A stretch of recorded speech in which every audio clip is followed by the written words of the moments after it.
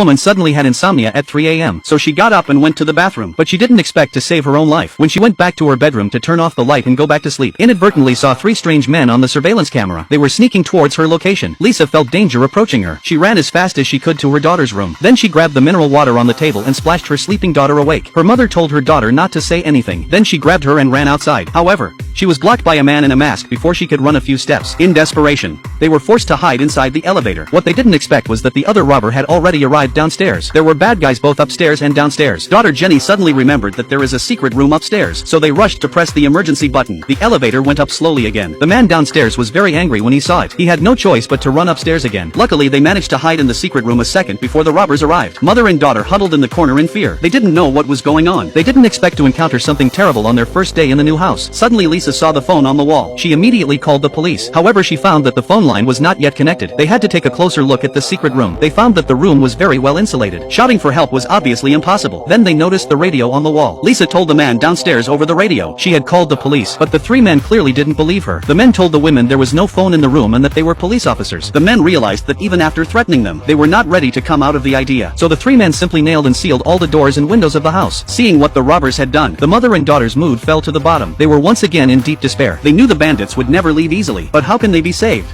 No solution could be found yet. However, just when the mother and daughter didn't know what to do, a vibration in the wall suddenly caught their attention. The sound of the kidnappers tearing down the wall disturbed the neighbor's rest. Then the next door neighbor protested by banging on the wall. It seems that this closed room has its drawbacks. Seeing this, mother and daughter seemed to see the hope of escape. So Lisa and Jenny called for help as loud as they could, but the walls were too thick. No matter how loud they shouted, it had no effect.